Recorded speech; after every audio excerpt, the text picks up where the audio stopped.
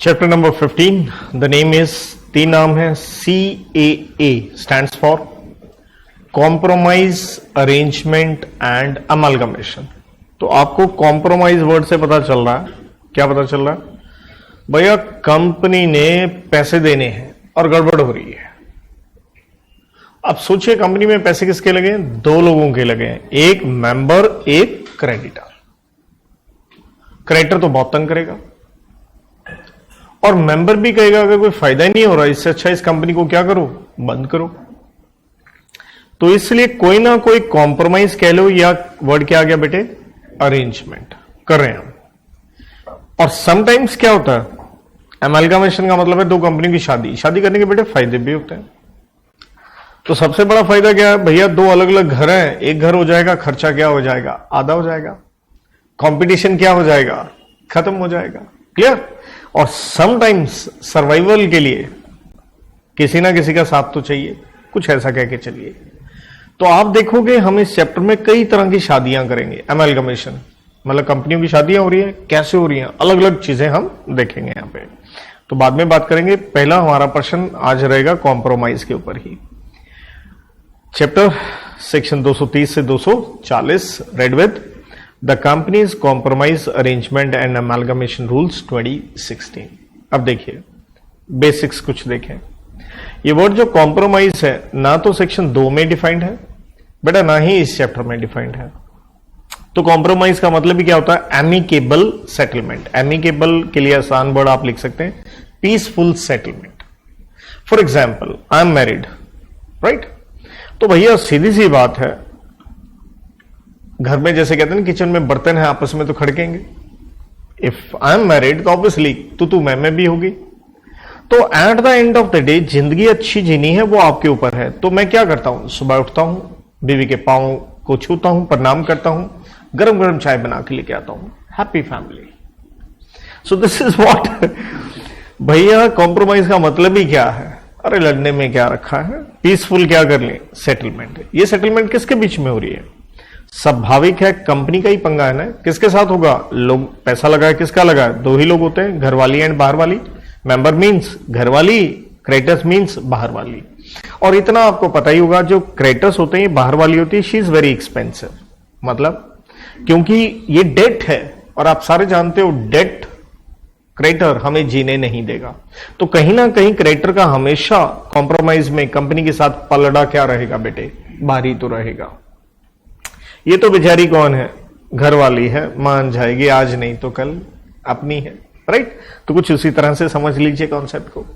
देखिए जब हम कॉम्प्रोमाइज कर रहे हैं तो विदाउट क्या, कोर्ट इंटरवेंशन। देखिए नॉर्मली जीवन में भी देखिए लोगों में लड़ाई होती है, डाइवोर्स होता है, और मैं बता दूं कोर्ट भी यही कहता है।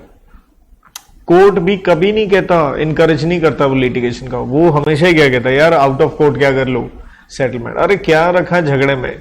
अगर शादीशुदा वाले एग्जाम्पल लेके चले, आपका बच्चा है तो सबसे ज्यादा नुकसान किसका होने वाला है, बच्चे का। आप लोगों में तो अपनी क्या फंसी पड़ी है, ईगो फंसी पड़ी है।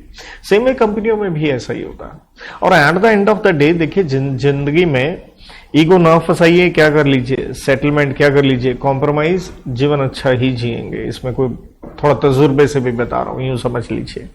तो इसको कहते हैं म्यूचुअल वॉट नेगोशिएशन, बातचीत करके। जैसे कहते हैं कोई रूठा हुआ है तो उसे मना लीजिए ना, थोड़ा पॉजिटिव वे में मना लीजिए ना। डिसेंट दिखा करके तो कुछ अच्छा मिलने वाला नहीं है। फिर तो हमने एक स्टैंड रिजिड ले लेंगे, ईगो क्या हो जाएगी, फंस जाएगी। और ईगो दो व्यक्तियों की अटकेगी तो अल्टीमेटली कंपनी क्या हो जाएगी, डूब जाएगी, वाइंडिंग अप में चली जाएगी। अब लॉजिक समझिएगा इस चैप्टर का क्या है। हम यहां पे कंपनी में गड़बड़ हो रही है, हम कंपनी को बचाने की कोशिश कर रहे हैं, क्योंकि ये चैप्टर नंबर 15 है। चैप्टर नंबर 20 हम पढ़ेंगे वाइंडिंग अप, कंपनी बंद हो जाएगी। अब देखिए जहां तक सवाल है शब्द अरेंजमेंट का, ये शब्द यहां पे डिफाइंड है। कहां डिफाइंड है, एक्सप्लेनेशन टू सेक्शन, पहला सेक्शन हमारा 230, उसके सबसेक्शन 1 में डिफाइंड है। कहता अरेंजमेंट का मतलब है reorganisation of company share capital. तो एक चीज तो हम समझ गए, ये अरेंजमेंट तो सीधा सीधा किसके साथ हो रही है, मेंबर वाली हो रही है। क्योंकि आप क्या कह रहे हो, reorganisation of companies what, share capital, right? जैसे by consolidation of shares of different classes. इसका मतलब क्या हुआ, अलग अलग तरह के शेयर्स हैं। जैसे इक्विटी शेयर भी आप जानते होंगे दो प्रकार के होते हैं, एक ऑर्डिनरी वोटिंग राइट और एक होते हैं डीवीआर, डिफरेंशियल वोटिंग राइट। और प्रेफरेंस शेयर तो आपने बहुत तरह के पढ़े होंगे, कन्वर्टिबल, क्यूमुलेटिव, राइट, पार्टिसिपेटिंग, ये वो। तो आप कंसोलिडेट कर रहे हो शेयर्स ऑफ डिफरेंट क्लासेस, मतलब कई से क्या बना रहे हो, एक बना रहे हो, या division of shares into shares of different classes, या हम एक क्लास से क्या कर रहे हैं, कई क्लासेस में बाइफरकेट कर रहे हैं, या both of these what methods. तो 230 सबसेक्शन 1 की एक्सप्लेनेशन में अरेंजमेंट डिफाइंड है, जो कि हमें पता चला रीऑर्गेनाइज करना कंपनीज की शेयर कैपिटल, या तो क्या किया, कंसोलिडेशन एक ही कैटेगरी में, या सब डिवीजन कह लीजिए इनटू डिफरेंट कैटेगरीज और mixture of both. So guys let's start with section 230। तो 230 क्या कह रहा है, कहता है CA, what is CA over here, means compromise arrangement. किसके साथ कर रहे हैं, एक चीज क्लियर है, एक तरफ कंपनी है, या कंपनी किसके साथ करिए, क्रेडिटर्स के साथ करिए, क्रेडिटर तो सारे हो गए, या एक पर्टिकुलर क्लास ऑफ क्रेडिटर। जैसे बेटा आप सारे जानते हैं क्रेडिटर फाइनेंशियल क्रेडिटर भी होते हैं, और फाइनेंशियल में देखिए एक होता है बैंक होता है, एक होता है आपने डिबेंचर्स वगैरह रेज किए हुए हैं, डेट सिक्योरिटीज, राइट। एक है आपने ऑपरेशनल क्रेडिटर, इसलिए कह देंगे क्लासेस। एंड या किसके साथ देख रहे हैं हम, मेंबर या क्लासेस ऑफ मेंबर। मेंबर में सारे शेयर होल्डर आ गए, क्लासेस में equity, preference, DVR, convertible, cumulative, ये वो जो मर्जी कहते जाइए। 12 सबसेक्शन है यहां पे। सबसेक्शन 1 क्या कहता है, भैया कॉम्प्रोमाइज करवाना, अरेंजमेंट करवाना। झगड़ा किसके साथ हो रहा है, कंपनी के साथ में। क्या ये दोनों अपने आप ही अपना झगड़ा सुलटा रहे हैं, देखिए बिल्कुल नहीं। पिछला चैप्टर इन्वेस्टिगेशन का था और आपने वहां देख लिया, रूल आ गया था एनसीएलटी का, ट्राइब्यूनल का। तो यहां पे भी झगड़ा जो है बिना कोर्ट इंटरवेंशन के है, लेकिन थोड़ा सा है कोर्ट यहां पे। कोर्ट का यहां मतलब क्या रहेगा, ट्राइब्यूनल। तो दरअसल मीटिंग बुलाई जा रही है, और मीटिंग बुलाने के लिए किसने कहा, ऑन ऑर्डर ऑफ एनसीएलटी। तो एनसीएलटी मीटिंग बुलाने के लिए क्यों कह रहा है, क्योंकि हमने क्या दी है उसे, एप्लीकेशन दी है कि भैया देखिए सिंपल सी बात है, कंपनीज एक्ट के सारे केसेस डिस्प्यूट कहां जाएंगे, ट्राइब्यूनल में, क्योंकि वही क्या है इस एक्ट के लिए जुडिशियल बॉडी है, आप नॉर्मल कोर्ट में जा ही नहीं सकते हैं। तो इसलिए एनसीएलटी ने कहा भैया मेरे पास आ गए हो, मैं कौन सा यहां कोई रामबाण लेके बैठा हूं या फार्मूला लेके बैठा हूं, आपका कॉम्प्रोमाइज करवा दूं। बेस्ट तो यह है, चलिए मैं ऑर्डर देता हूं, सारे आपस में बैठो, मिलो। वो कहते हैं ना, a family that eats together stage together. बैठेंगे, बात करेंगे, तभी तो बात बनेगी। तो इसलिए एनसीएलटी ने कहा चलिए हम ऑर्डर देते हैं, आपकी मीटिंग बुलाई जाए। तो कहने का मतलब है कॉम्प्रोमाइज या अरेंजमेंट है, प्रपोज हुआ है किसके बीच में, कंपनी या एंड क्रेडिटर में, या फिर व्हाट, कंपनी एंड मेंबर में। मतलब झगड़ा या तो यार इनके साथ है या किसके साथ है, मेंबर के साथ है। अब प्रश्न है, ये एप्लीकेशन दिया एनसीएलटी को, कौन दिया होगा, या तो देखिए कंपनी खुद ही चला गया होगा, राइट, या कौन गया होगा, क्रेडिटर्स। अच्छा, क्रेडिटर्स के अंदर दिमाग लगाइएगा। क्रेडिटर्स जैसे मैंने कहा फाइनेंशियल भी होते हैं, ऑपरेशनल क्रेडिटर भी होते हैं। ऑपरेशनल का मतलब क्या है, जिनसे उधार में सामान लिया। लेकिन एक चीज और दिमाग लगाइएगा, क्रेडिटर्स में फॉर एग्जांपल हमारे वर्कर हैं, अगर हमने उनकी तनख्वाह नहीं दी तो वो भी तो क्या हो गए, आउटस्टैंडिंग सैलरी वेजेस। तो एक तरह से वो भी किसका हिस्सा बन जाते हैं, क्रेडिटर, ऑपरेशनल क्रेडिटर। तो मैं वैसे बता दूं, एक्सप्रेसली वर्ड इस सेक्शन ने क्या नहीं इस्तेमाल किया, वर्कर मैनेजमेंट नहीं लिखा। लेकिन देखिए बहुत सारी कंपनियों में आपने सुना होगा हड़ताल होती है, स्ट्राइक, लॉकआउट, वो किस वजह से होती है, इनकी वजह से होती है। स्ट्राइक कौन करता है, वर्कर, लॉकआउट कौन लगाता है, मैनेजमेंट। और उनकी डिमांड्स क्या होती है, वर्कर हमेशा क्या चाहते हैं, ज्यादा पे। सेम वे में मैनेजमेंट भी क्या चाहती है, ज्यादा पे ही चाहती है। क्लियर। और आपने बहुत बार देखा होगा, बड़े बड़े कांड हुए हैं बड़ी बड़ी कंपनियों में, मार कुटाई हो गई, केसेस हो गए। सबसे पुराना अगर हम केस लेके चलें तो मारुति का रहा है, जो गुड़गांव में मानेसर में उनका प्लांट हुआ, कई अफसर भी मरे थे। तीसरा, यह एप्लीकेशन दी है मेंबर्स ने। ये तो तीनों चीजें हमें समझ में आई, क्योंकि झगड़ा या तो कंपनी का क्रेडिटर के साथ है या मेंबर के साथ है, तो तीनों जा सकते हैं। एक इंटरेस्टिंग चीज क्या नजर आई बच्चों, लिक्विडेटर। अरे लिक्विडेटर सर क्या होता है, देखिए हम चैप्टर 20 वाइंडिंग अप में पढ़ेंगे कि जब वाइंडिंग अप भी करनी होती है ना, कंपनी बंद करनी होती है, वो थ्रू किसके ऑर्डर से होती है, एनसीएलटी के। किसके ऑर्डर से, ट्राइब्यूनल के ऑर्डर से। और ट्राइब्यूनल अपनी तरफ से अब क्या करता है, एक एडमिनिस्ट्रेटर अपॉइंट कर देता है। क्या अपॉइंट कर देता है, एक एडमिनिस्ट्रेटर, कि जाइए अब कंपनी का बोर्ड क्या हो गया, कंपनी के ऑफिसर्स बाहर निकल जाएंगे कंपनी से, और ये एक एडमिनिस्ट्रेटर है जिसको नाम हम देते हैं लिक्विडेटर, ये इसका कंपनी के ऊपर क्या आ जाएगा, कंट्रोल। तो लिक्विडेटर ने एप्लीकेशन क्या को दिया, दरअसल क्या हुआ, लिक्विडेटर तो तभी आएगा ना अगर कंपनी का ऑर्डर आ चुका है। किस चीज का? वाइंडिंग अप का। सर जब कंपनी बंद कर रहे हैं फिर कॉम्प्रोमाइज किस चीज की? दिमाग लगाओ। अरे भैया कंपनी भी बंद कर रहे हो तो होगा क्या? एसेट बेच करके पैसा किसको देना है? क्रेडिटर को। क्रेडिटर को देने के बाद बच गया कुछ पैसा तो किसको देना है? मेंबर को। तो उस समय पैसा देते समय झगड़ा हो सकता है, तो इसलिए झगड़ा वाइंडिंग अप में भी हो सकता है। इसलिए लिक्विडेटर ने एप्लीकेशन दिया अगर कंपनी क्या हो गई? वाइंड अप होगी। और वाइंडिंग अप देखिए दो तरह की होती है। कंपल्सरी वाइंडिंग अप हम पढ़ेंगे कंपनीज एक्ट में चैप्टर 20 में, और एक वाइंडिंग अप होती है वॉलंटरी वाइंडिंग अप, जिसके जो हम पढ़ेंगे कहां? आईबीसी, इंसॉल्वेंसी बैंकरप्सी कोड का सेक्शन 59 लागू होता है। तो ध्यान से समझिएगा। इंटरेस्टिंग चीज लिक्विडेटर दिखा, कलर हाईलाइट कर दिया मैंने। ये चार लोग एप्लीकेशन दे रहे हैं, कंपनी, क्रेडिटर, मेंबर या लिक्विडेटर। अगर कंपनी का वाइंडिंग अप का ऑर्डर आ गया, चाहे कंपनीज एक्ट में आए और आईबीसी में आए, और दोनों में ही देखिए ये ऑर्डर कौन देता है बेटा जी? ट्राइब्यूनल देता है। तो देर आफ्टर मतलब एप्लीकेशन मिलने के बाद एनसीएलटी ने ऑर्डर दिया भैया मीटिंग बुलाओ। कैसे बुलाओ? In such manner as it provides. जैसे एनसीएलटी कहेगा इस दिन बुलाओ, इस डेट को बुलाओ, ये है टाइम, ये है प्लेस, इस ढंग से। क्लियर? तो कहने का मतलब है in such manner as it provides. तो ये आंसर कहां है? रूल्स में दे रखा है, इस ढंग से है। देन देखिए एक्सप्लेनेशन में, जैसे मैंने पहले बताया, एक्सप्लेनेशन में किसका मीनिंग दिया गया है? अरेंजमेंट। ये मैंने आपको पहले करवा दिया, रीऑर्गेनाइजेशन ऑफ कैपिटल, राइट। इसके बाद सबसेक्शन 2 कहता है, ये चारों लोगों ने एप्लीकेशन दी थी, एप्लीकेशन में कुछ डिस्क्लोजर देंगे। क्या देंगे? डिस्क्लोजर। जो एप्लीकेशन देंगे, जो भी डिस्क्लोजर देंगे, बाय एफिडेविट देंगे। एफिडेविट का मतलब क्या होता है? स्टैंप पेपर पे बनता है। इसे आप सिंपल हिंदी में कह सकते हैं रिटर्न का सब, मतलब जो लिख रहा हूं सच लिख रहा हूं, अगर नहीं लिखा तो कल आप फंसोगे, आपके ऊपर कानूनी कार्रवाई करी जाएगी, इसलिए एफिडेविट देना होता है। क्या लिख के देना? आपने इसके अंदर लिख के देनी है 3 बातें, ABC। एक कोड की मैंने यहां लिख दी है मिसेस। एम से आप क्या बताएंगे? मटेरियल फैक्ट्स कंपनी के, जैसे उसकी फाइनेंशियल पोजीशन, ऑडिटर की रिपोर्ट, पेंडेंसी ऑफ इन्वेस्टिगेशन। कहीं ऐसा तो नहीं चैप्टर नंबर 14 में इन्वेस्टिगेशन क्या चल रही हो, पेंडिंग हो। और याद कीजिएगा पेंडेंसी ऑफ इन्वेस्टिगेशन से आपको क्या याद आना चाहिए? याद कीजिए हमने वहां पे सेक्शन पढ़ा था बेटा 226, कुछ याद आया? 226 में हमने क्या पढ़ा था? अगर इन्वेस्टिगेशन चल रही है तो चाहे इस दौरान कंपनी के खिलाफ क्या जाए, चाहे वॉलंटरी वाइंडिंग अप हो या एनसीएलटी द्वारा वाइंडिंग अप का ऑर्डर हो, इन्वेस्टिगेशन क्या रहेगी? कंटिन्यू रहेगी। ये पढ़ा था 226 में। तो आप वो भी बताइए, पेंडेंसी ऑफ इन्वेस्टिगेशन और prosecution of cases against what? Companies, या कंपनी के खिलाफ जो भी केसेस चल रहे हैं, ये सब कुछ आप लिख के देंगे। तो एम से आया मटेरियल फैक्ट। मटेरियल फैक्ट में क्या है? फाइनेंशियल पोजीशन आ गई, ऑडिटर की रिपोर्ट आ गई, और जो भी कोई आपके खिलाफ इन्वेस्टिगेशन या केसेस चल रहे हैं। आर से रिडक्शन ऑफ कैपिटल। देखिए रिडक्शन ऑफ कैपिटल हम कहां पढ़ के आते हैं? हम पढ़ के आते हैं इसे चैप्टर नंबर 4 में, सेक्शन 66 में।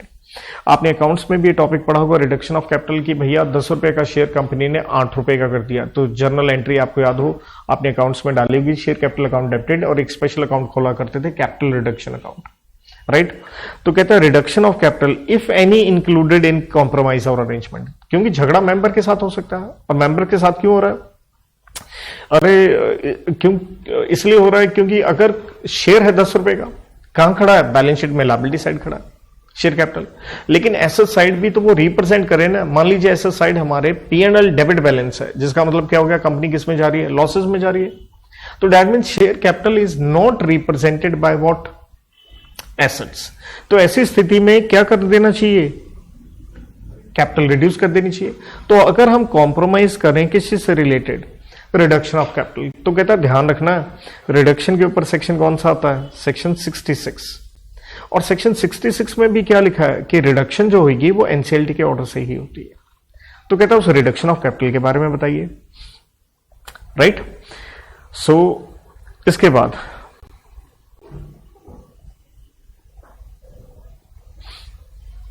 Scheme of CDR. What is CDR? Corporate debt restructuring. तो कहने का मतलब क्या सीख गए? अरे बी पॉइंट में एक तरह से सीए किसके साथ हो रहा था? मेंबर्स के साथ।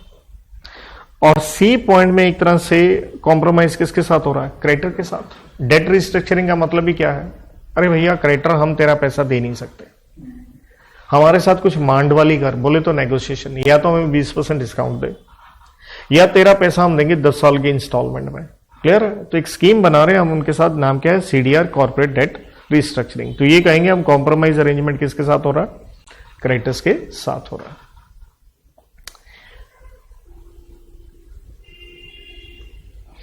तो क्रेडिटर्स के साथ जब आपने करना है, अब सीडीआर का मतलब दिया गया है और ये मतलब बताया गया है रूल नंबर 4 ने। कहता है जब कॉर्पोरेट डेट रिस्ट्रक्चरिंग कर रहे हो ना तो कंसेंट लेनी पड़ेगी 75%। किस में दे रखा है? इन वैल्यू, नंबर ऑफ क्रेडिटर नहीं। मान लो 50 क्रेडिटर है, 50 का 75% नहीं देखना। अगर क्रेडिटर्स 5 करोड़ के हैं, 5 करोड़ का 75% देखना है, उनकी कंसेंट लेनी है। और कौन से क्रेडिटर्स, वो भी गौर से देखिए। क्या वर्ड लिखा है भैया? Secured creditors. That means unsecured को साइड पे छोड़ दो। सिक्योर्ड का पहला प्रायोरिटी राइट होता है क्योंकि उनके पास आपने एसेट गिरवी रखा है, तो उनके साथ मिलकर ये सीडीआर बन रही है। और इसका मतलब क्या है? रीस्ट्रक्चरिंग और variation in debt obligation of company towards what? Creditors. तो सीडीआर का मतलब क्या है? रीस्ट्रक्चरिंग करें या वेरिएशन करें किसमें?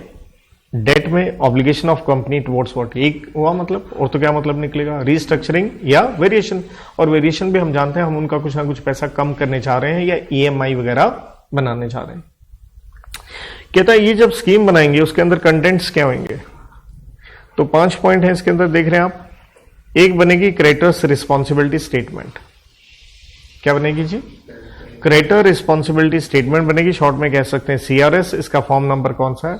CAA1, right. फिलहाल मैं कोई फॉर्म यहां पे दिखा नहीं रहा हूं। जब मैं एक एक वर्ड हैंड रिटन में देता हूं तो ऑब्वियसली ये थोड़ा फास्ट में करवा रहा हूं, तो मैं फॉर्म सारा दिखा देता हूं कि इसके अंदर क्या क्या आपकी जिम्मेवारियां हैं, राइट। वरना आप गूगल करके देख भी लेना, एमसी की साइट पे देख लेना जाके। अब देखिए ये स्कीम बनाई है किसने? सिक्योर्ड क्रेडिटर ने। अरे भैया वो तो अपना ही क्या रखेंगे? इंटरेस्ट पहले रखेंगे। इसलिए हमने क्या कहा कि भाई साहब ऐसा है, अनसिक्योर्ड क्रेडिटर्स का भी इंटरेस्ट आपने क्या करना है? प्रोटेक्ट करना है। स्कीम ऐसे बनाओ कि वो बेचारे गरीब आदमी मारे ना जाए। तीसरा, report by auditor that after CDR funds to confirm liquidity test. इसका मतलब क्या हो गया? ऑडिटर एक स्टेटमेंट देगा बना के कि ये स्कीम बनने के बाद कंपनी बच जाएगी। बच जाएगी मतलब सॉल्वेंट हो जाएगी, या यूं कह लो लिक्विडिटी कंपनी के पास क्या होगी? कंपनी के पास प्रॉपर लिक्विडिटी होगी और कंपनी क्या हो जाएगी? सर्वाइव हो जाएगी। तभी तो हम आपके साथ क्या कर रहे हैं? तभी हम आपके साथ ये स्कीम बना रहे हैं कंपनी को बचाने के लिए। क्योंकि माना क्रेडिटर हम कौन सा तेरा पैसा आज लौटा रहे हैं, लेकिन आज तो हमारे साथ थोड़ा कॉपरेट करेगा, तो जितना तेरे साथ नेगोशिएशन के बाद जो अमाउंट बनेगा तभी हम दे पाएंगे। वो तभी दे पाएंगे अगर कंपनी के पास क्या बचेगा? कैश कुश। तभी तो कंपनी की क्या मैनेज होगी? Working capital. नंबर 4, आरबीआई की गाइडलाइंस आपने फॉलो करनी है। नंबर 5, वैल्यूएशन रिपोर्ट करवाएंगे आप, लेंगे रजिस्टर्ड वैल्यूअर से। किसकी वैल्यूएशन कराएंगे? कंपनी के एसेट्स की भी एंड शेयर्स की। इसके ऊपर रजिस्टर्ड वैल्यूअर पे बेटा जी हम पढ़ेंगे चैप्टर नंबर 17, जो सिर्फ एक ही सेक्शन का है। कौन सा? 247। तो यहां तक जो हमने पढ़ा है, आइए एक बार हम ये सब सेक्शन 1 और 2 उसको रिवाइज कर लें। देखिए क्या था पहली बात? 230 का हेडिंग बेटे सोचो। 230 का बेटे हेडिंग था कॉम्प्रोमाइज अरेंजमेंट विद क्रेडिटर्स या क्लासेस ऑफ क्रेडिटर या मेंबर और क्लासेस ऑफ मेंबर्स। तो सब सेक्शन 1 में क्या ऑर्डर आता है? एनसीएलटी का ऑर्डर आता है मीटिंग बुलाई जाए किसकी? ऑब्वियसली कंपनी एंड क्रेडिटर की, क्योंकि वो या तो उनके बीच में झगड़ा है या कंपनी एंड मेंबर के बीच में झगड़ा है। तो एनसीएलटी क्यों कह रहा है? क्योंकि उसको एप्लीकेशन दी है 4 लोगों ने, या तो कंपनी ने, या क्रेडिटर ने, या मेंबर ने, या लिक्विडेटर ने। अगर क्या हो गया? वाइंडिंग अप का ऑर्डर आ गया, चाहे कंपनीज एक्ट में, चाहे किसमें? आईबीसी में। तो एनसीएलटी मीटिंग का ऑर्डर जब दे रहा है तो वो बता देगा कौन सा दिन, डेट, प्लेस वगैरह, टाइम वगैरह। देन आपने जब एनसीएलटी को एप्लीकेशन दी है उसके साथ सब सेक्शन 2 कहता है डिस्क्लोजर एक लगा के देना है। एफिडेविट के ऊपर क्या लगा के देना है? मिसेस। एम से मटेरियल फैक्ट्स, जिसके अंदर क्या आ गया? फाइनेंशियल पोजीशन आ गई, ऑडिटर की रिपोर्ट आ गई, साथ में पेंडिंग और इन्वेस्टिगेशन एंड लिटिगेशन आ गया। आर से क्या आया? रिडक्शन ऑफ अगर कैपिटल है, अगर उससे रिलेटेड कॉम्प्रोमाइज कर रहे हो तो सेक्शन 66 का कंप्लायंस करना होगा, और वो भी किसके साथ होता है? ट्राइब्यूनल के ऑर्डर के साथ। ऐसे हो गया स्कीम एक सीडीआर की बना रहे हैं, और सीडीआर की स्कीम का मतलब भी क्या है? रीस्ट्रक्चरिंग या variation in debt obligation of company. ये स्कीम कैसे बनाई जाएगी? देखिए 75% in value of secured creditors के अप्रूवल के साथ बनाई जाएगी। और स्कीम से रिलेटेड जो मैंने कॉन्टेंट्स बताए, कितने बताए? 5। एक बनेगा CRS, stands for creditor responsibility statement बनेगा। नंबर 2 आपने क्या करना है? आपने अनसिक्योर्ड क्रेडिटर का भी ध्यान रखना है। नंबर 3 ऑडिटर से आप एक लिक्विडिटी टेस्ट पास होने का स्टेटमेंट लेके आइए। नंबर 4 आरबीआई का गाइडलाइन आपको फॉलो करना है। एंड नंबर 5 रजिस्टर्ड वैल्यूअर से क्या करवानी है? वैल्यूएशन कंपनी के एसेट्स की भी एंड किसकी? शेयर्स की भी, राइट। अब बेटा जी कहानी आगे बढ़ती है सबसेक्शन 3 में, और सबसेक्शन 3 क्या कहता है? सबसेक्शन 3 कहता है जनाब ऐसा है कि भाई मीटिंग बुलानी है, मीटिंग बुलानी है तो नोटिस तो देना होगा। क्योंकि एक बड़ी इंटरेस्टिंग चीज का ध्यान रखना, जब हमने एप्लीकेशन दी थी ना एनसीएलटी को, एक इंपॉर्टेंट चीज देखना, एप्लीकेशन माना 4 लोगों ने दी है, लेकिन उस एप्लीकेशन में एक चीज बहुत बढ़िया मिसिंग थी। क्या मिसिंग थी? नंबर ऑफ, क्या मेंबर कहें या creditors not specified. Am I right और नॉट? कि कितने मेंबर या क्रेडिटर एप्लीकेशन देंगे ऐसा कुछ लिखा नहीं है, तो दैट मीन्स कोई पंगा नहीं है, कोई भी दे सकता। तो दैट मीन्स हो सकता है मेंबर हो 5 लाख, एप्लीकेशन दी है 4 लोगों ने, तो भैया मीटिंग तो सबकी होगी ना, तो नोटिस तो भेजना पड़ेगा। नोटिस ऑफ मीटिंग किसको कहता है? Creditor and debenture holder and what members individually भेजेंगे at their what registered address with company. साथ में क्या लगा के देंगे? एक स्टेटमेंट ऑफ डिटेल्स। किस चीज की बेटे? कॉम्प्रोमाइज अरेंजमेंट की। ये लगा के भेजोगे ना भैया, इसलिए हम मीटिंग बुला रहे हैं। एंड इफेक्ट्स ऑफ कॉम्प्रोमाइज और अरेंजमेंट किसके ऊपर? Creditor, debenture holders, KMP, promoter, director, debenture trustee. Debenture trustee क्या होता है? देखिए नॉर्मली डिबेंचर से जो पैसा आप रेज करते हो वो सिक्योर डेट होता है, और इसलिए सेक्शन 71 कहता है क्योंकि डिबेंचर होल्डर्स आम जनता है, उनको प्रोटेक्ट करने के लिए एक ट्रस्टी कंपनी को अपॉइंट करना होता है जो कि उस एसेट की प्रोटेक्शन करेगा in the interest of what debenture holders. तो कहता है नोटिस भेजा, इन सबको भेजा, साथ में एक स्टेटमेंट लगा के भेजा, साथ में ये भी लिख के देना है अरे भाई इस कॉम्प्रोमाइज अरेंजमेंट से क्या प्रभाव, अकेला क्रेडिटर्स की बात नहीं हो रही, क्रेडिटर्स के अंदर डिबेंचर होल्डर भी आ गया, ट्रस्टी भी हो गया, राइट है। हम तो ये भी कह रहे हैं इससे क्या फर्क पड़ेगा कंपनी के किसके ऊपर? Officers, KMP, right. क्योंकि मैंने आपको ऑफिसर का एक फॉर्मूला बताया था बार बार, officer is equal to what? Director plus what? KMP and promoter. सबके बारे में बताया गया, वो इफेक्ट भी बताओ।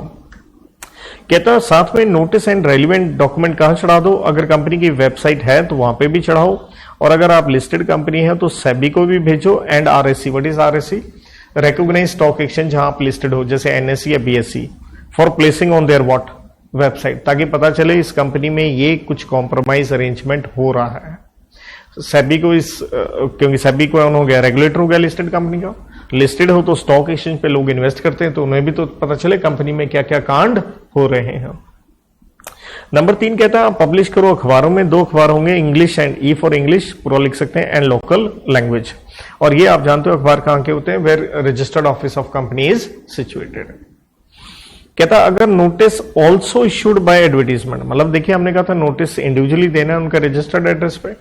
कहता अगर आपने इश्तिहार भी छाप दिया, राइट, ऑल्सो बाय एडवर्टीजमेंट, तो कहता उसमें भी आप बताइए to indicate where copies of compromise arrangement are made available for inspection free of cost and specifying what time।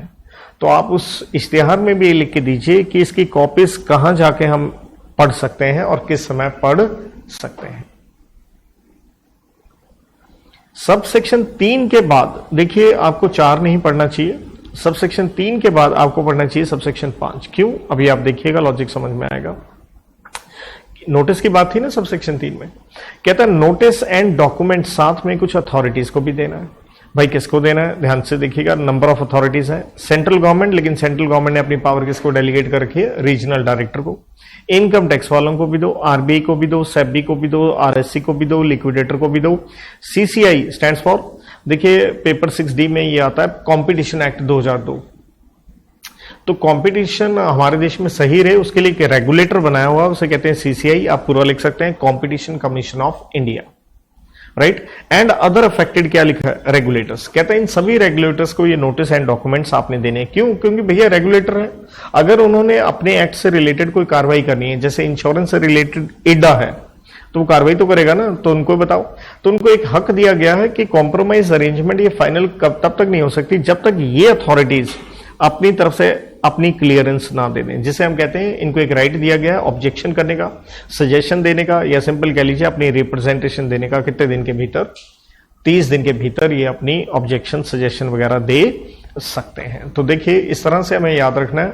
Sub section 3 read with क्या लेके चलेंगे, सब सेक्शन 5। तो आपने क्या देखा, जब मीटिंग का ऑर्डर होता है तो नोटिस दिया जाएगा हर एक क्रेडिटर को, मेंबर को, डिबेंचर होल्डर भी देखिए साथ में आएंगे इंडिविजुअली उनके रजिस्टर्ड एड्रेस पे। वैसे हमने ये पढ़ा कि आप इश्तिहार एडवर्टीजमेंट से भी दे सकते हैं। देन हमने ये पढ़ा कंपनी की वेबसाइट पे चढ़ाओ, लिस्टेड हो तो आरओसी एंड सेबी को भी दो, और 2 अखबारों में अंग्रेजी प्लस लोकल में भी आपने डालना है। और अगर एडवर्टीजमेंट से भी दिया तो आप बताओ कहां आकर के ये कॉपीज कॉम्प्रोमाइज अरेंजमेंट की जो डिटेल्स है आके पढ़ी जा सकती हैं। क्यों? क्योंकि नोटिस के अंदर सिर्फ मीटिंग का नहीं लिखा, आपने साथ में क्या भेजी है, एक स्टेटमेंट बना के भेजी है, किस चीज की, सीए की, कॉम्प्रोमाइज अरेंजमेंट की। और उसमें यह भी लिखा है इस कॉम्प्रोमाइज से क्या परिणाम होंगे, अफेक्ट होंगे, सिर्फ क्रेडिटर, डिबेंचर होल्डर, ट्रस्टी नहीं, ये भी बताया कंपनी के अफसर, जिसमें डायरेक्टर आ गया, केएमपी आ गया, प्रमोटर आ गया।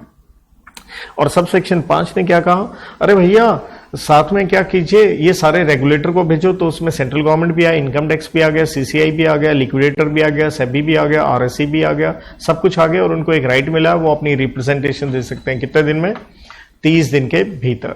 कहानी आगे बढ़ती है।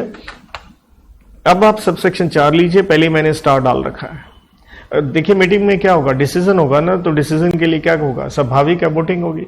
तो वोटिंग कैसे होगी, या तो देखिए आप खुद आ जाइए, क्लियर, जैसे आपने जनरल मीटिंग का आप पढ़ते हैं कि मेंबर या तो मीटिंग में खुद आए वोट डालने, या क्या भेज सकता है अपना प्रॉक्सी अंडर सेक्शन 105, राइट। या तो आप खुद आ जाओ, या आप क्या भेज दो, अपना प्रॉक्सी। और एक चीज होती है भाई पोस्टल बैलेट। देखिए पोस्टल बैलेट का मतलब क्या होता है, ये चीज आपको समझनी होगी। पोस्टल बैलेट होता है, ये सेक्शन 110 डील करता है कंपनी से रिलेटेड। कौन सा सेक्शन, 110, जहां पे बताया गया 10 आइटम्स कंपलसरी हैं कि उनका डिसीजन, उनका वोट घर बैठे ही लेना है मेंबर से। क्यों सर? अरे बेटा ऐसा होता है कि मेंबर क्या नहीं कर सकता, मेंबर बेटा हर आदमी पैसे वाला नहीं है, या उसके पास टाइम नहीं है कि वो वोट मीटिंग में आए। तो पोस्टल बैलेट का मतलब है घर बैठे ही अगला अपना क्या डालेगा, वोट। तो बढ़िया ये प्रश्न है, वोटिंग कैसे होगी, खुद आ जाओ, या प्रॉक्सी भेज दो, या फिर क्या होगा, घर बैठे पोस्टल बैलेट। और आगे क्या लिखा है, ये ऑब्जेक्शन की बात हो रही है, यहां पे ध्यान दीजिएगा। कहता है जैसे आपको नोटिस मिलता है within 1 month from date of receipt of notice, notice कहां है बेटे, सबसेक्शन 3 में है, उसके 1 महीने के अंदर अंदर में क्या है, आप ऑब्जेक्ट कर सकते हो। ये कॉम्प्रोमाइज नहीं होना चाहिए, लेकिन ऑब्जेक्शन करने का हक किसको है? अगर मेंबर्स की बात है तो कम से कम मेंबर कितने होने चाहिए, इसे हम कहते हैं डिसेंटिंग मेंबर्स, कम से कम holders of 10% of shares in what value. मतलब डिसेंट कि मैं इसके खिलाफ हूं, तो कम से कम कितने मेंबर होने चाहिए, 10% इन वैल्यू। और अगर क्रेडिटर्स हैं तो कितने होने चाहिए, उनके लिए लिमिट 10 नहीं है, कितनी है, 5% ऑफ आउटस्टैंडिंग डेट होल्डर्स को, या क्रेडिटर्स, अगेन वर्ड क्या है, इन वैल्यू, राइट। ये कौन है, डिसेंटिंग है। और इस डिसेंटिंग से रिलेटेड हम सबसेक्शन 7 में पढ़ेंगे भी, इनसे रिलेटेड एक ऑर्डर आएगा, उसके बारे में बात करेंगे। और स्वाभाविक है ये जब हमने 10% या 5% देखने, कैसे देखने हैं ये, as per latest financial statement. तो कहने का मतलब है सबसेक्शन 4 कहता है मीटिंग जब हो रही है वोट डालोगे, कैसे डालो, खुद आ जाओ, प्रॉक्सी, या घर बैठे पोस्टल बैलेट। लेकिन नोटिस मिलने के 1 महीने तक आपको हक है, आप डिसेंट दे सकते हो, ऑब्जेक्शन दे सकते हो। अगर मेंबर्स हैं तो 10% होल्डर्स ऑफ क्या होना चाहिए, शेयर स्वाभाविक इन वैल्यू। क्रेडिटर्स के लिए कितना है, 5%। नाउ सबसेक्शन 4 का कनेक्शन देखिए आपको 6 के साथ दिखेगा, और यहां बनता है हमारा प्रैक्टिकल पर्सन पीपी। स्टार है, सबसेक्शन 6 है, तो 6 बहुत ही महत्वपूर्ण हमारे लिए हो जाता है। देखिए सबसेक्शन 6 पक्का याद रहे। दूसरा मैं कहूंगा आपको सबसेक्शन से याद कौन सा रहे, 4 पक्का याद रहे, राइट। भाई सारे सबसेक्शन नहीं याद होते, ये पक्का याद रख लो, 4, 6। तो कहता अब क्या होनी है, डिसीजन लेना है, डिसीजन बाय, या यूं कह लीजिए अप्रूवल बाय। ये जो वोट डाली थी आपने, कहां डाली थी, 230(4) में। कहता डिसीजन कैसे लिया जाएगा, कहता भैया अगर क्रेडिटर की मीटिंग है या मेंबर की मीटिंग है, 2 ही बातें होंगी। ध्यान रखना है ट्विन कंडीशन है, ट्विन का मतलब रहता है दोनों इकट्ठी आपने सेटिस्फाई करनी है, 1 और 2 नहीं करना, दोनों इकट्ठी चाहिए। देखिए अगर डिसीजन अप्रूव करना है तो ध्यान रहे जहां तक क्रेडिटर्स का सवाल है, कितने फेवर हो मैं हूं, 50% से ज्यादा। इन नंबर लिखा है, ध्यान दीजिएगा, इन नंबर कहीं छोड़ दो। लेकिन साथ में क्या देखना, उन मोर देन 50% के पास साथ में क्या हो, नंबर भी देखना है बेटे और साथ में क्या देखना है, 75% इन व्हाट वैल्यू। सर थोड़ा समझ में नहीं आया, लेते हैं एग्जाम्पल, टेंशन मत लीजिए। अब मेंबर्स का देखिए, मेंबर्स में भी क्या लिमिट्स हैं, अरे सेम वही लिखा है, more than 50% in what number and 75% in value. देखिए कहता अगर ये इतने लोग अप्रूव कर दें और साथ में उसको सैंक्शन मतलब अप्रूव कर दें एनसीएलटी, तो ये बाइंडिंग हो जाएगा किसके ऊपर, ऑल के ऊपर। अब एक एग्जांपल देखना, मान लो मेंबर्स हैं 300, कितने हैं बेटा 300, कंपनी की शेयर कैपिटल कितनी है बेटा 50 लाख। अब बेटा लिमिट क्या है, अरे मोर देन 50% इन नंबर, दोनों के लिए सेम है, चाहे क्रेडिटर हो मेंबर हो, मैं एग्जाम्पल मेंबर से ले रहा हूं, एंड 75% इन वैल्यू। अंडरस्टूड है, वैल्यू किस चीज का, अरे शेयर्स का और किस चीज का, राइट। अगर मेंबर्स हैं 300, शेयर कैपिटल है 50 लाख रुपए, तो ध्यान रखना है। अब समस्या क्या होती है, क्या सारे मेंबर बेटा आते हैं वोट डालने, नहीं आते हैं। तो मान लीजिए प्रेजेंट है मीटिंग में कितने 200, तो एक क्वेश्चन बच्चे के सामने अटक गया, अरे सर आपने लिख दिया मोर देन 50% इन नंबर, अब बताइए हैं 300 आए हैं 200, तो मोर देन 50% इन नंबर किसका देखना है, 300 का देखना है या 200 को देखना है। तो ये लिखा है आंसर, जो मीटिंग में आए फेवर वर्सेस अगेंस्ट देखना है for both number and what value. मतलब जो मीटिंग में आए उसके ऊपर परसेंटेज लगानी है, ये टोटल के ऊपर परसेंटेज नहीं लगानी। जैसे मैंने यहां लिख दिया मीटिंग में आए कितने 200, तो देखिए 200 आए तो कितने इन नंबर में हो, मोर देन 50%, मोर देन 50% बेटा किस पे बनेगा 101 पे।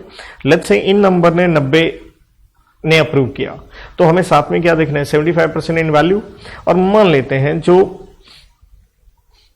वैल्यू है 75%, जैसे मैंने कहा था यहां पे जैसे ये जो आ गए, ये जो 200 आ गए, क्लियर है, और उनमें से अप्रूव किया इन नंबर ने 90 में, वैल्यू में लेके चलें तो कितना है 40 लाख। अरे बेटा देख रहे हैं कितना है 40 लाख है, तो हम कहेंगे 40 लाख अगर ले लें, और वैसे भी टोटल कितना था 50 लाख था, और वैसे भी हमें 50 लाख का नहीं देखना, किसका देखना है, for both number and value favour versus what against. तो हमें अच्छा खासा अमाउंट दिख रहा है, तो हमें लग रहा है ये सेकंड कंडीशन तो क्या होगी सेटिस्फाई होगी, लेकिन ये तो नहीं सेटिस्फाई होगी, तो इसलिए ये डिसीजन आपका अप्रूव नहीं होगा। टेंशन मत लीजिए, कई क्वेश्चन भी हम करेंगे, must refer questions, I will be doing that. एक बार थोड़ा सा नॉर्मल लेवल पे बता रहा हूं, राइट। दूसरा देखो, इन नंबर में मान लो 190 ने अप्रूव कर दिया, और 190 तो बहुत होता है 200 में से, तो ये भी पास होगी। लेकिन मान लो इन वैल्यू ऑफ शेयर्स कितना है 25 लाख है, तो हमें वैल्यू भी कितना चाहिए था 75% चाहिए था। किसका चाहिए था, जितने क्या है आए हैं, क्लियर है। तो जैसे मैंने उसका अमाउंट ये लिख दिया काफी कम सा, तो हमें मालूम है ये वैल्यू, ये कंडीशन क्या नहीं हुई सेटिस्फाइड। अब तीसरा देखिए, तीसरे में मैंने नंबर में कितना डाल दिया 103, क्लियर है, 200 में से 103 होगी सेटिस्फाइड, और वैल्यू में भी अच्छा खासा डाल दिया, दोनों लिमिट सेटिस्फाई होगी, तो हमने कह दिया क्या हो गया कंप्लायंस हो गया। Are you getting? Don't worry, we gonna do lot of questions over that. मैं सिर्फ ये समझाना चाहता हूं आपको कि डिसीजन लेते समय दो लिमिट्स हैं, ट्विन हैं, चाहे क्रेडिटर हो या मेंबर हो, खुशी की बात यह है दोनों के लिए सेम है, मोर देन 50% इन नंबर प्लस 75%। 75 है, मोर देन ही इक्वल का भी साइन लगा है इन वैल्यू। लेकिन ये किसका देखना है, जो टोटल है उसका नहीं देखना है, जो मीटिंग में आए हैं फेवर वर्सेस क्या देखना है हमें अगेंस्ट देखना है, राइट बेटा। सब सेक्शन 7 अब क्या होगा, जैसे हमने पढ़ा अगर एनसीएलटी अप्रूव कर दे तो क्या हो जाएगा, बाइंडिंग हो जाएगा। तो सब सेक्शन 7 में देखिए आपके सामने ऑर्डर आ रहा है एनसीएलटी का, also to provide for all और एनी ऑफ द फॉलोइंग। कहने का मतलब है ये इंसिडेंटल ऑर्डर है। ऑल्सो वर्ड क्यों लिखा है, लॉजिक देखो, अरे मेन ऑर्डर तो यहीं पे आ गया सब सेक्शन 6 में, जैसे डिसीजन आ गया एनसीएलटी ने क्या कर दिया, सैंक्शन कर दिया, अप्रूव तो हो गया। लेकिन उसके साथ कुछ रिलेटेड ऑर्डर्स भी पास करने पड़ेंगे, जैसे ऊपर मैंने लिख के दिया था डिसेंडिंग मेंबर 10% इन वैल्यू, डिसेंडिंग क्रेडिटर्स 5% इन वैल्यू, तो इसे हम कहते हैं इंसिडेंटल ऑर्डर। इंसिडेंटल का मतलब होता है रिलेटेड चीजों के ऊपर ऑर्डर। एज कॉम्प्रोमाइज अरेंजमेंट का ऑर्डर तो 230(6) में आ ही चुका है, ये याद रखें एनसीएलटी का। तो एनसीएलटी क्या कहेगा, conversion of preference shares into equity shares. बताओ क्यों कह रहा है प्रेफरेंस शेयर को इक्विटी शेयर में कन्वर्ट कर दो। अरे हमने पहले ही पढ़ा था कि रीऑर्गेनाइजेशन का मतलब क्या होता है, कंसोलिडेशन ऑफ शेयर्स, ये पढ़ा था। देखिए ऑफ डिफरेंट क्लासेस, कि कई क्लास से क्या बना दो, एक क्लास बना दो, तो ये भी एक ऑर्डर हो सकता है। तो सब सेक्शन 7 कहता है कि भैया conversion of preference share into equity shares, preference dividend payment अगर कोई एरियर है as per option of preference shareholder, चाहे वो क्या ले ले उसके बदले, कैश ले ले या क्या ले ले, इक्विटी शेयर। पहली बात, प्रेफरेंस शेयर किस में कन्वर्ट हो रहे हैं, इक्विटी में। उनका डिविडेंड किस में हो रहा है, या तो कैश ले लें या इक्विटी ले लें, इसकी क्या दी जाएगी उन्हें, ऑप्शन। नंबर 2, अच्छा इसी ए पॉइंट से रिलेटेड एक कंसेप्ट सी पहले पढ़ लीजिए। कहता है अगर compromise arrangement results in variation of voting right, अगर वोटिंग राइट्स में वेरिएशन हो रही है तो section 48 to be what complied with. देखिए होता क्या है, सेक्शन 48 जो आप पढ़ के आते हैं चैप्टर नंबर संभावी के 3 में पढ़ के आते हैं, अगर किसी एक पर्टिकुलर क्लास के शेयर होल्डर्स के वोटिंग राइट में फर्क हो रहा है, मान लो मैं और आप सेम एक क्लास हैं, लेकिन अगर मेरे वोटिंग राइट में आपके मुकाबले फर्क हो रहा है तो मेरी कंसेंट तो लेनी चाहिए ना। तो इसलिए सेक्शन 48 यही कहता है कि आपको वेरिएशन करने के लिए क्या पास करना पड़ता है 48 में, स्पेशल रेजोल्यूशन या 75% मेंबर्स की क्या लेनी पड़ती है, कंसेंट। और ये एक चीज और भी है, अगर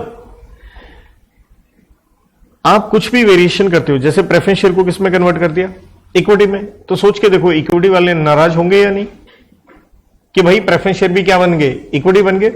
तो इसलिए सेक्शन 48 ये भी कहता है अगर वेरिएशन से किसी और क्लास के ऊपर फर्क पड़ता है तो उनकी भी अप्रूवल लेनी पड़ती है। तो इसलिए कहता है सेक्शन 48 का आपको क्या करना पड़ेगा, कंप्लायंस करना पड़ेगा। देयर आफ्टर कहता साथ में देखिए एग्जिट अपॉर्चुनिटी, इसी से रिलेटेड आप एक पॉइंट और निकाल सकते हैं, क्योंकि देखिए 48 में भी ये लिखा गया है डिसेंडिंग शेयर होल्डर हो सकते हैं जो वेरिएशन के अगेंस्ट है, तो एक एग्जिट अपॉर्चुनिटी देंगे आप डीएसएच को। What is DSH, descending share holder को। वैसे भी याद कीजिए सब सेक्शन 4 में मेंबर हमने कितने देखे थे, डिसेंडिंग 10%, ऑब्जेक्शन दे सकते थे ना 1 महीने में, और क्रेडिटर्स बेटा कितने देखे थे, 5% देखे थे। ये देखिए sub section 4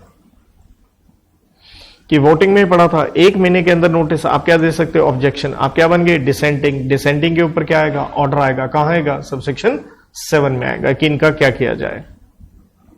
there after point number B देखिएगा, protection of any class of creditors. और एनी क्लास ऑफ क्रेडिटर्स का यहां बेसिक मतलब क्या रहेगा, अनसिक्योर्ड। क्यों, क्योंकि याद कीजिए जब ये हमने पढ़ा था सब सेक्शन आपका 2, जब ये डिस्क्लोजर देना था बाय एफिडेविट, तो हमने कहा था 3 चीजें देनी थी, मिसेस, और साथ में क्या लगी हुई थी, ये मिसेस में एस क्या था, स्कीम ऑफ सीडीआर, ये अप्रूव किसने की थी, सिक्योर्ड क्रेडिटर ने, याद आ गया। लेकिन नो डाउट उन्हें सेफगार्ड रखना था किस चीज का, अनसिक्योर्ड का भी। तो एनसीएलटी भी ध्यान देगा कि सिक्योर्ड क्रेडिटर में भी क्या ले जाए, पैसे ले जाए, लेकिन बेचारा कोई और क्रेडिटर मारा ना जाए।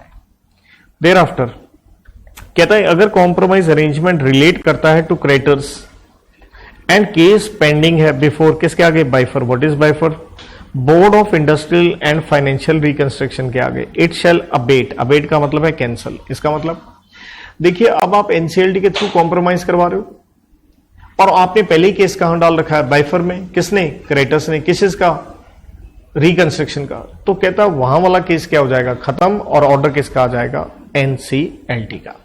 तो अभी आप क्या करें, अभी जो कंसेप्ट हमने पढ़ा है 3 सब सेक्शन इकट्ठा लेके चले। सर कौन से, देखिए सब सेक्शन 4 था बेटे, क्या करनी है, वोटिंग डालनी है। बेटे कहां डालनी है, मीटिंग में डालनी है। तो सब सेक्शन 4 में था वोट कैसे डलेगा, या तो खुद आ जाओ या प्रॉक्सी या घर बैठे पोस्टल बैलेट। साथ में एक हक है, नोटिस मिलने के 1 महीने के अंदर आप ऑब्जेक्शन अपनी दे सकते हो कंपनी को। मेंबर्स हैं तो कितने होने चाहिए, 10% इन वैल्यू, ये कहलाएंगे डिसेंटिंग। क्रेडिटर्स हो तो कितने, 5%।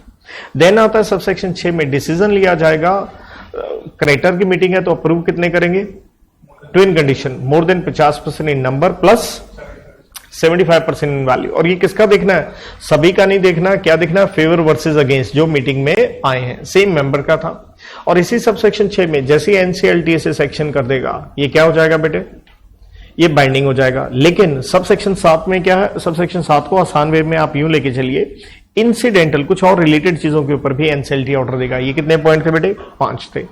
पहला क्या था, वो प्रेफरेंस शेयर को इक्विटी में कन्वर्ट करने का ऑर्डर दे सकता है, और अगर आपके डिविडेंड एरियर में है तो क्या कहेगा, उनको ऑप्शन दो, या कैश ले लें या उसके बदले भी क्या ले लें, इक्विटी। या नंबर 2, वोटिंग राइट में क्या की जाएगी, वेरिएशन की जाएगी। वेरिएशन करनी है तो सेक्शन 48 का क्या करो, कंप्लायंस। लेकिन अगर डिसेंटिंग है तो उनको क्या दो, एग्जिट अपॉर्चुनिटी।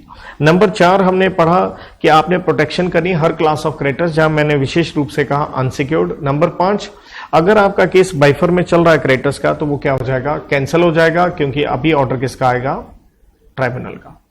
आइए कहानी आगे बढ़ती है। सबसेक्शन 8 कहता है जैसे एनसीएलटी का ऑर्डर आ गया, वो आरओसी के पास फाइल की जाएगी कितने दिन में, 30 दिन में। अब देखिए सबसेक्शन 9, फिर मैंने स्टार लगाया, this is very important from examination point of view. देखिए हुआ क्या था, ये कॉम्प्रोमाइज अरेंजमेंट करने के लिए दरअसल मीटिंग का ऑर्डर दिया था किसने, एनसीएलटी ने, क्योंकि एनसीएलटी के पास एप्लीकेशन गई थी 4 लोगों की। लेकिन सबसेक्शन 9 क्या कहता है, एनसीएलटी इंटरफेयर ही नहीं करेगा, मतलब टू डिस्पेंस और लीव, या जिसे सिंपल कहते हैं वेव कर देना कॉलिंग मीटिंग ऑफ क्रेडिटर्स। मतलब एनसीएलटी कहेगा भैया क्रेडिटर का मीटिंग बुलाने की आवश्यकता ही नहीं है।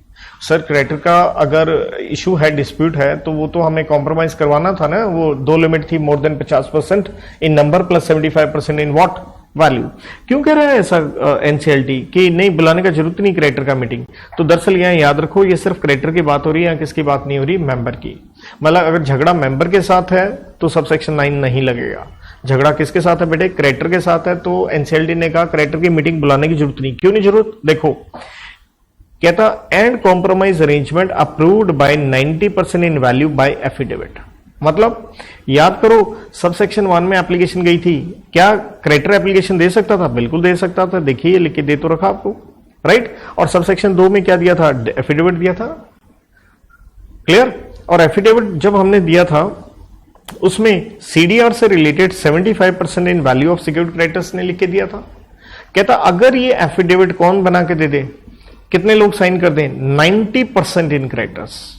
देखिए ये लिखा 90% इन वैल्यू, अगर क्या कर दें, अप्रूव कर दें बाय एफिडेविट, तो भाई साहब कोई मीटिंग का जरूरत ही नहीं, क्योंकि कंडीशन भी तो क्या थी, more than 50% in number and 75% in value, यहां तो इतनी ज्यादा होगी। सो अगर क्रेडिटर्स 90% इन वैल्यू मान जाते हैं, एनसीएलटी अप्रूवल एटसेट्रा कुछ चाहिए ही नहीं। जैसे हमने कहा था मीटिंग में अप्रूव होगा तो एनसीएलटी फिर आप सैंक्शन कर देगा, वो बाइंडिंग होगा। मतलब एनसीएलटी कहता है बात ही खत्म हो गई यार, खत्म कहानी, राइट। अगर 90% इन वैल्यू ये मान जाते हैं। सबसेक्शन 10 कहता है बायबैक ऑफ सिक्योरिटीज। देखिए बायबैक आप पढ़ के आते हैं सेक्शन नंबर 68 के अंदर। तो कहता है अगर बायबैक की जा रही है सिक्योरिटीज, क्यों की जा रही है, क्योंकि कॉम्प्रोमाइज अरेंजमेंट यही हुआ है कि भैया क्या खरीद लिए जाए। जैसे एलन मस्क ने ट्विटर टेक ओवर करना था, तो ऑब्वियसली उसमें क्या था, एक तरह से एलन मस्क के पास क्या जाती, सारी इक्विटी जाती। तो एक तरह से कंपनी क्या कर रही थी, अपने शेयर होल्डर के शेयर खरीद रही थी, यही कॉम्प्रोमाइज हुआ था। वो अलग बात है कि एलन मस्क ने बाद में क्या हो गया, अपनी डील से पीछे हट गया। तो इसलिए कहता है बायबैक ऑफ सिक्योरिटीज करनी है, क्यों कर रहे हैं, क्योंकि कॉम्प्रोमाइज अरेंजमेंट यही हुआ, तो सेक्शन 68 का कंप्लायंस करना पड़ेगा। जैसे हमने पढ़ा था रिडक्शन ऑफ कैपिटल करनी है, तो किसका कंप्लायंस करना होगा, 66। याद कीजिए सेक्शन 179 में जब हमने बोर्ड की पावर पढ़ी थी, तो हमने कहा था बायबैक करना बोर्ड की पावर होती है। और मैंने आपको 68 से ये भी बताया था, सेक्शन 68 कहता है दरअसल ये पावर होती है जनरल मीटिंग में मेंबर्स की, और वहां पास करना होता है एसआर। और एसआर अगर आप पास करते हैं तो बायबैक कितना कर सकते हैं, 25%। किसका, paid up capital plus free reserve plus security premium का, ये 68 कहता है। लेकिन बोर्ड रेजोल्यूशन से भी बायबैक किया जा सकता है। फर्क इतना है, बोर्ड की पावर ज्यादा नहीं है, 25 की बजाय कितनी हो जाती है, 10%। और 10% में एक चीज चेंज और हो जाती है, पेड अप कैपिटल में देखिए इक्विटी शेयर भी आता है, प्रेफरेंस शेयर भी आता है, लेकिन 10% में सिर्फ क्या है, इक्विटी है। तो कहता है 68 का आपको कंप्लायंस करना पड़ेगा। अब सब सेक्शन 11 देखिए। सब सेक्शन 11 कहता है take over offer. Take over offer, जैसे एलन मस्क ने दी ट्विटर को टेक ओवर, भाई मैं खरीदने को तैयार बैठा हूं। तो देखिए सेक्शन 191 में भी कुछ ऐसा ही हम देख के आए थे। 191 याद कीजिएगा, 191 हमने पढ़ा था 202 के साथ, अगर आप रिकॉल करें। 202 में क्या था, कॉम्पनसेशन दिया था मैनेजरियल पर्सोनल को। और याद करो 191 में हमने क्या दिया था, अरे कॉम्पनसेशन दिया था डायरेक्टर को फॉर लॉस ऑफ ऑफिस। और लॉस ऑफ ऑफिस क्यों हुआ था, वहां हमने कहा था या तो ट्रांसफर ऑफ अंडरटेकिंग हुई है, या ट्रांसफर ऑफ क्या हुए हैं, शेयर्स हुए हैं। याद कीजिए वहां पे किसी ने ऑफर दी थी कि हम आपको अपनी सब्सिडरी बनाना चाहते हैं या अपनी होल्डिंग की, या इंडिविजुअल ने ऑफर दी थी जहां वो लेना चाहता था कम से कम कितने वोटिंग राइट, 1/3। याद है। तो कहता अगर टेक ओवर ऑफर है एज प्रिस्क्राइब्ड, तो टेक ओवर ऑफर कैसे होगी? As prescribe. प्रिस्क्राइब का मतलब क्या हो गया? हमें रूल्स फॉलो करने होंगे। तो कहता अगर आप लिस्टेड कंपनी है तो फॉलो करनी है सेबी रेगुलेशंस, और अगर आप अनलिस्टेड कंपनी हो टेक ओवर के लिए आपको रूल कौन सा फॉलो करना है? रूल नंबर 5 किसका? The compromise arrangement amalgamation rules 2016 का। और कहता है अनलिस्टेड कंपनी के लिए देखिए क्या कहता है रूल नंबर 5 आपके सामने है। कहता member making application for arrangement of take over with other members to have at least कितने? 75% शेयर्स इन कंपनी। वो मेंबर जो कंपनी को टेक ओवर करना चाहता है या जो ग्रुप है उनके पास कितने शेयर होने चाहिए? 75% पहले से ही होने चाहिए। And application given to acquire what? Remaining 25% share. Share means, share का यहां मतलब क्या है? Equity share carrying voting right. क्योंकि देखिए कंट्रोल किससे आता है? वोटिंग राइट से आता है, और वोटिंग राइट किसके ऊपर होते हैं? इक्विटी शेयर्स पे।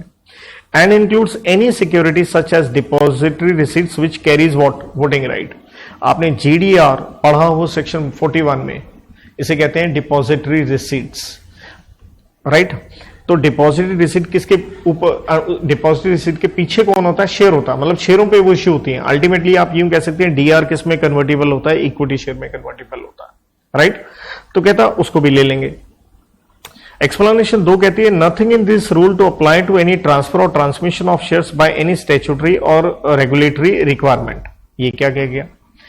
देखिए मान लीजिए कोई आदमी मर गया, कोई आदमी मर गया, आप सेक्शन 56 में पढ़ा करते थे, क्या पढ़ा करते थे? याद कीजिएगा, आप पढ़ा करते थे ट्रांसफर और ट्रांसमिशन। ट्रांसफर का मतलब क्या होता है? जैसे मैं एक शेयर होल्डर हूं, अपने शेयर बेच रहा हूं। ट्रांसमिशन क्या हो गया? जैसे एक आदमी मर गया तो ऑब्वियसली उसके घर वालों को सक्सेशन से क्या मिल जाएंगे? शेयर मिलेंगे। तो कहता है सिंपली खरीदना, बेचना, गिफ्ट गुफ्ट करना, राइट, बाय एनी स्टैट्यूटरी और रेगुलेटरी जो भी रिक्वायरमेंट है, उसको हम यहां पे क्या नहीं मान के चलेंगे, उसको थोड़े टेक ओवर मानेंगे। टेक ओवर क्या है? कुछ लोग मिलके पूरे शेयर खा जाना चाहते हैं, राइट। रूल नंबर 6 कहता है जब आपने एप्लीकेशन दी है उसके कंटेंट्स क्या होंगे? Contents of application. तो कहता है भाई साहब कंटेंट्स ऑफ एप्लीकेशन में ये होगा, एक रिपोर्ट लगा के देंगे रजिस्टर्ड वैल्यूअर से करवा के, क्या करवा के? वैल्यूएशन किसकी? शेयर्स की। वाई? अरे आप टेक ओवर कर रहे हो, 75% आप शेयर लेके बैठे हो, तो 25% के शेयर लोगे तो उन्हें पैसे नहीं दोगे? तो शेयर की कितनी वैल्यू है? वैल्यूएशन करवा के आओ। और ये वैल्यूएशन कैसे होगी? After considering following factors. तो कहता है उनको कम से कम पैसा क्या मिलना चाहिए? Highest price paid by any person और group of persons for acquisition of shares during last 12 months. कहता कम से कम पैसा क्या मिलेगा? जो पिछले 12 महीने में अगर किसी ने पर्सन या ग्रुप ऑफ पर्सन ने शेयर खरीदने के लिए जो हाईएस्ट प्राइस दिया है। दूसरी बात, fair price determined by registered valuer after considering what? Return on net worth, book value of shares, EPS earning per share, price earning ratio PE सबको पता होगा, as to what? Industry average. यह कहता है फेयर वैल्यू निकाली जाएगी registered valuer द्वारा निकाली जाएगी, नेटवर्थ को देखते हुए, बुक वैल्यू ऑफ शेयर्स को देखते हुए, EPS, price earning, industry average के हिसाब से। देन कहता आपने टेक ओवर कर ली तो 25% शेयर होल्डर को पैसा देना है। तो कहता आप साथ में पैसा जमा कराओ एक सेपरेट बैंक अकाउंट में, क्योंकि अगर टेक ओवर की आपकी एप्लीकेशन एक्सेप्ट होगी तो तुरंत पैसे देने हैं। और कहता कितना जमा करवाना है आपने उसके अंदर? कम से कम 50% consideration of take over offer. जैसे मान लो 10 करोड़ देने हैं तो पहले 5 करोड़ एक फ्रीज करके एक एस्क्रो अकाउंट में आप डालो, राइट। तो ये था सबसेक्शन 11। तो एक बार सबसेक्शन 11 को दोबारा देख लीजिए, क्योंकि उससे पहले सबसेक्शन 10 में तो कुछ नहीं था। बायबैक में वो कह गया सेक्शन 68 का कंप्लायंस करना है, वो तो मैंने एक्स्ट्रा नॉलेज दे दिया आपको किस चीज की? 68 की, राइट। 11 में था टेक ओवर ऑफर करना है, लिस्टेड कंपनी है सेबी रेगुलेशन फॉलो करो, अनलिस्टेड है तो रूल नंबर 5 एंड 6 फॉलो करो। कहता आप टेक ओवर तभी करोगे ऑलरेडी आपके पास एक ग्रुप बना के 75% शेयर्स हैं और आप बाकी शेयर लेना चाहते हो। और शेयर का मतलब है इक्विटी शेयर, वोटिंग राइट वाले, इवन डिपॉजिटेड रिसीट इसके अंदर आ जाएंगे। लेकिन अगर नॉर्मली ट्रांसफर ट्रांसमिशन से शेयर लिए जा रहे हैं उसको टेक ओवर ऑफर हम नहीं मानेंगे। आप जब एप्लीकेशन देते हो तो आपने रजिस्टर्ड वैल्यूअर से क्या करवा के देनी है? वैल्यूएशन। और उसमें किस चीज को ध्यान रखा जाएगा? पिछले 12 महीने में जो हाईएस्ट प्राइस दिया गया, या रजिस्टर्ड वैल्यूअर क्या निकाल के देगा? फेयर वैल्यू निकाल के देगा, स्वाभाविक है, सारे फैक्टर्स को देखते हुए, जैसे ईपीएस, पीई, नेटवर्थ वगैरह को। और आधे पैसे एक अलग से बैंक अकाउंट में डालने भी हैं। लेकिन सब सेक्शन 12 क्या कहता? अगर ग्रीवियांस है ऑन टेक ओवर, मतलब जो डिसेंटिंग कह लीजिए ना आप इसे, डिसेंटिंग शेयर होल्डर, हम तो नहीं अपने शेयर देना चाहते, तो एग्रीव्ड पार्टी डिसेंटिंग कह लो, वो एप्लीकेशन देंगे किसको? एनसीएलटी को। अब एनसीएलटी की मर्जी है वो उनके शेयर बिकवाता है या नहीं बिकवाता है।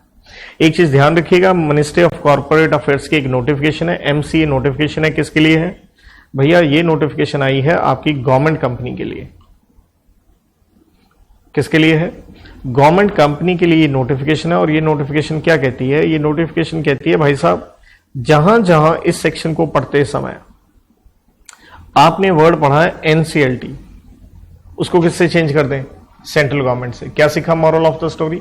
और एक government company under section 2 clause 45 में आता है, जो कि ये कहता है गवर्नमेंट कंपनी वो कंपनी होती है जिसमें गवर्नमेंट के कम से कम कितना पैसा लगा है, 51% शेयर्स हैं। और गवर्नमेंट कंपनी आप कहां पढ़ेंगे? चैप्टर नंबर 23 में, सिर्फ 2 सेक्शन का है, 394 एंड 395।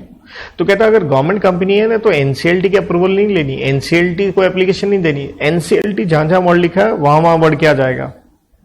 Central government. 230 के साथ कनेक्टिंग सेक्शन आपको पढ़ना पड़ता है 231, 2 लाइन का ही है। देखिए हुआ क्या, आपने 230(6) में देखा, जैसे वो 2 कंडीशन सेटिस्फाई हुई थी, ट्विन, एनसीएलटी ने उसे क्या कर दिया था? सैंक्शन कर दिया था। पार्टीज के ऊपर क्या हो गया था? कॉम्प्रोमाइज अरेंजमेंट, बाइंडिंग हो गया था। बट मान लो एनसीएलटी ने तो अपना ऑर्डर दे दिया 230 में, तो आप उसका ऑर्डर मान ही नहीं रहे हो। जैसे सब सेक्शन 7 में हमने 5 पॉइंट पढ़े थे, ये वाले, राइट, कन्वर्जन, वेरिएशन, ये वो, आप एनसीएलटी का ऑर्डर नहीं मान रहे हो, तो 231 में एनसीएलटी की पावर है, वो इन्फोर्स करेगा कॉम्प्रोमाइज अरेंजमेंट।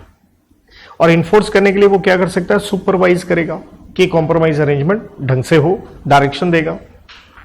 लेकिन स्टिल आप एनसीएलटी का ऑर्डर नहीं मानते हो, clear, if order not implemented satisfactorily and company unable to pay debts. ध्यान दो, आपने क्रेडिटर के साथ क्या किया? कॉम्प्रोमाइज किया, फिर भी पैसे नहीं दे रहे हो। एज पर व्हाट, क्या बनाई थी? सीडीआर की स्कीम। तो एनसीएलटी यहां ऑर्डर दे देगा वाइंडिंग अप में। ये वाइंडिंग अप का ऑर्डर आता है 273 में, चैप्टर 20 में हम पढ़ेंगे। यहां पे भी सेम वही लिखा है, जहां जहां वर्ड गवर्नमेंट कंपनी है इस सेक्शन में, अगर गवर्नमेंट कंपनी है, जहां जहां वर्ड एनसीएलटी किससे चेंज कर दें? सेंट्रल गवर्नमेंट से। तो बच्चों कोशिश करें आपको याद हो। 230 क्या हो रहा है? CA, compromise arrangement. कौन कर रहा है? कंपनी या क्रेडिटर के साथ या मेंबर के साथ या उनके एक पर्टिकुलर क्लास के साथ। तो आपने देखा ये किसके थ्रू हो रहा है? एनसीएलटी के थ्रू हो रहा है। तो एनसीएलटी के थ्रू क्यों हो रहा है ये समझने वाली बात है। तो दरअसल आपने सब सेक्शन 1 में एप्लीकेशन दी है। एप्लीकेंट कितने थे बेटे? 4। पहला company, second creditor, third member, या क्या हो सकता है? लिक्विडेटर। मतलब वाइंडिंग अप में भी ये इश्यू हो सकता है। तो दरअसल क्या हुआ, तो आपने एनसीएलटी को एप्लीकेशन दी जहां ये कॉम्प्रोमाइज अरेंजमेंट प्रपोज हुआ था इनके बीच में। अब एनसीएलटी ने कहा कि भाई साहब आप अपनी क्या बुलाओ? मीटिंग बुलाओ। तो इसलिए सब सेक्शन 2 ने ये कहा कि जैसे आप एप्लीकेशन देते हैं तो उसमें कुछ डिस्क्लोजर देने हैं, एक एफिडेविट बना के, किससे रिलेटेड? कोड की कहते हैं मिसेस, एम से मटेरियल फैक्ट्स बनाओ, बताओ कंपनी के, जिसमें क्या आ गई? फाइनेंशियल पोजीशन आ गई, ऑडिटर रिपोर्ट भी आ गई, पेंडिंग केस भी आ गए, पेंडिंग इन्वेस्टिगेशन भी आ गया। आर से क्या था? अगर रिडक्शन ऑफ कैपिटल कर रहे हैं तो सेक्शन 66 का आपको कंप्लायंस करना पड़ेगा। एस से आप एक स्कीम बनाइए सीडीआर की, stands for corporate debt restructuring, जिसका मतलब ही क्या है कि भैया रिस्ट्रक्चरिंग या वेरिएशन कर रहे हैं in debt obligation of company. ये स्कीम किसकी कंसेंट से बनेगी? 75% in value of what? Secured creditors. लेकिन जैसे ही हम स्कीम बनाएंगे इसके कंटेंट कितने होंगे? 5। पहला पॉइंट हमने क्या कहा था?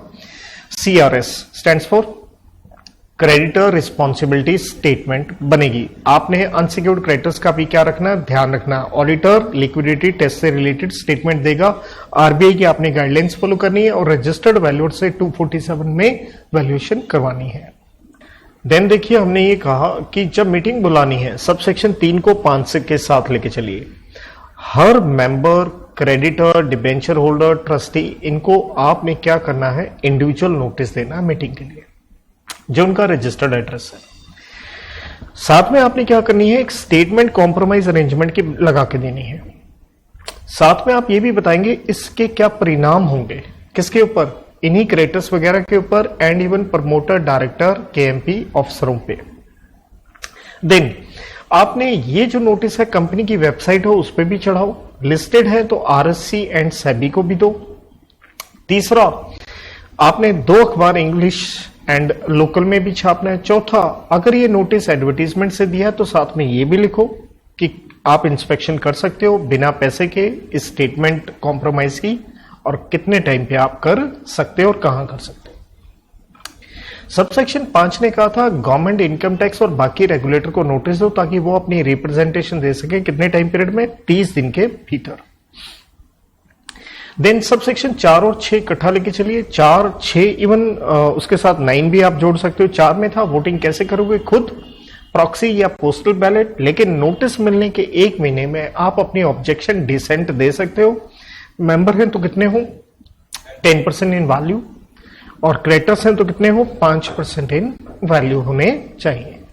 और 6 ने कहा डिसीजन कैसे ले लिया जाएगा, क्रेडिटर हो, मेंबर की मीटिंग हो, ट्विन कंडीशन है, ध्यान ये रखना है मोर देन 50% इन नंबर है एंड मोर देन नहीं है, इक्वल टू है 75% इन वैल्यू। और ये कैसे देखना है, जितने लोग मीटिंग में आए हैं फेवर वर्सेस अगेंस्ट आपने सॉल्व करना है। लेकिन अगर क्रेडिटर की मीटिंग है तो सबसेक्शन 9 ये कहता है जरूरत ही नहीं है क्रेडिटर्स की मीटिंग की, एनसीएलटी वेव कर देगा। अगर आपने एप्लीकेशन पे एफिडेविट अप्रूवल सीए का लिख के दे दिया, किसने, 90% इन वैल्यू ने। सबसेक्शन 6 में जब 2 ट्विन कंडीशन पास हुई हैं तो एक तरह से कॉम्प्रोमाइज डन हो गया, लेकिन उसके ऊपर जैसे एनसीएलटी सैंक्शन करेगा वो बाइंडिंग होगा। सबसेक्शन 7 में थे उनके 5 एनसीएलटी के इंसिडेंटल ऑर्डर, प्रेफरेंस शेयर को इक्विटी में कन्वर्ट, उनका डिविडेंड ऑप्शन दे दीजिए उनको कैश में या किस में लेने में, इक्विटी शेयर में। नंबर 2, अगर वेरिएशन की जाती है वोटिंग राइट में 48 का क्या करो, कंप्लायंस करो, डिसेंटिंग को एग्जिट अपॉर्चुनिटी दो, प्रोटेक्ट करना है interest of any class of creditors, and अगर बाइफर के में केस है तो वो क्या हो जाएगा बेटे, कैंसिल हो जाएगा। देन सबसेक्शन 10 बड़ा ही सिंपल था कि भाई साहब अगर आप बायबैक कर रहे हैं तो आपको क्या करना है, सेक्शन 68 का कंप्लायंस करना है। सबसेक्शन 11 एंड 12 देखिए टेक ओवर पे आते हैं। 11 में क्या है, अगर आप लिस्टेड कंपनी है तो सेबी रेगुलेशन, वरना रूल नंबर 5 एंड 6, जिसमें ऑलरेडी आपके पास ग्रुप के पास या अकेले आदमी के पास 75% शेयर है, जिसका मतलब है equity share with VR and depository receipt, और 50% पैसे आपने कंसिडरेशन के अलग से अकाउंट में क्या करवाने हैं, डिपॉजिट। देन अगर नॉर्मल ट्रांसफर ट्रांसमिशन हो रहा है तो उसके ऊपर ये टेक ओवर का सेक्शन नहीं लगेगा। किसी का ग्रीवियांस है तो आप अप्लाई कर सकते हैं किसको, एनसीएलटी को। 231 ये कहता है जैसे ही एनसीएलटी ने ऑर्डर दिया वो उसे इन्फोर्स करेगा, सुपरवाइज डायरेक्शन देगा, और अगर उसे लगता है क्रेडिटर का पैसा नहीं दिया जा रहा है एज पर सीडीआर तो वो वाइंडिंग आपका भी ऑर्डर दे सकता है। इन दोनों सेक्शन में एक चीज का ध्यान रखें, वो ये है जहां जहां वर्ड ट्राइब्यूनल आया है, अगर आप गवर्नमेंट कंपनी है तो वहां वर्ड कौन सा डाल दीजिए, सेंट्रल गवर्नमेंट। Thank you.